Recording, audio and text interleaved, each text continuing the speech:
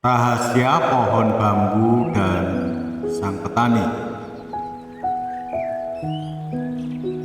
Di sebuah desa kecil, hiduplah seorang petani muda yang merasa putus asa.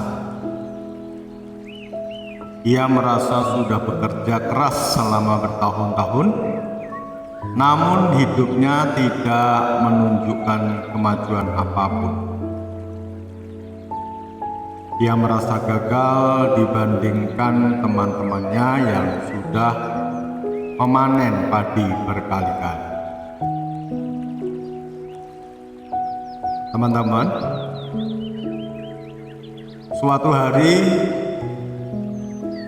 ia menemui seorang bijak di desa tersebut dan bertanya,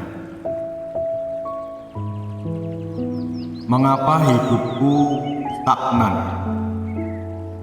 Aku sudah menanam benih, menyiramnya, dan merawatnya, tapi tidak ada yang tumbuh." Orang bijak itu tersenyum dan membawanya ke sebuah lahan di belakang rumah. Di sana hanya ada tanah kosong dengan beberapa tunas kecil yang hampir tidak terlihat. "Lihatlah ke tanah ini. Dahulu aku menanam 2 jenis benih secara bersamaan. Benih pakis dan benih bambu Cina. Tahun pertama, pakis tumbuh dengan cepat, hijau dan rimbun menutupi permukaan tanah, namun tidak ada tanda-tanda dari benih bambu. Sedangkan tahun kedua, ketiga, pakis semakin lebat. Orang-orang mulai memujinya. Sementara itu, benih bambu tetap tidak menunjukkan tanda-tanda kehidupan di atas tanah. Selanjutnya, tahun keempat, masih tidak ada apapun dari bambu itu. Petani lain mungkin sudah menyerah dan menganggap benih ini mati. Lalu pada tahun kelima, sebuah keajaiban terjadi. Dalam waktu hanya 6 minggu, pohon bambu itu tiba-tiba muncul dan tumbuh menjulang setinggi 25 meter. Si petani muda bertertegun, bagaimana mungkin ia tumbuh setinggi itu hanya dalam 6 minggu? Apakah ia benar-benar tumbuh hanya dalam 6 minggu? Tidak. Selama 5 tahun itu ia tumbuh ke bawah.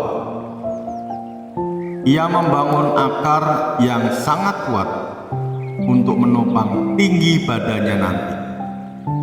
Tanpa akar yang kuat, selama 5 tahun ia akan tumbang saat mulai tumbuh tinggi. Teman-teman, seringkali dalam hidup ini kita merasa tidak ada kemajuan. Kita bekerja keras, belajar, dan berkorban, tapi hasilnya nihil. Perlu diingat, masa diam bukan berarti sia-sia. Kamu mungkin sedang membangun akar mental dan karakter yang kuat. Jangan bandingkan dirimu dengan pakis. Setiap orang punya lini masa pertumbuhan yang berbeda. Ketekunan adalah kunci. Jika kamu berhenti menyiram bambu itu, di tahun keempat, kamu tidak akan pernah melihat keajaiban di tahun kelima. Perjuanganmu hari ini adalah persiapan untuk kekuatan di masa depan. Mungkin renungan kali ini atau cerita motivasi ini simpel ini teman-teman. Ringan buat didengar, tapi susah untuk dilakukan. 5 menit bersama dengan Julius. Terima kasih atas semua waktu yang sudah engkau berikan untuk membangun fondasi yang kuat untuk menghadapi tantangan ke depan. Terima kasih.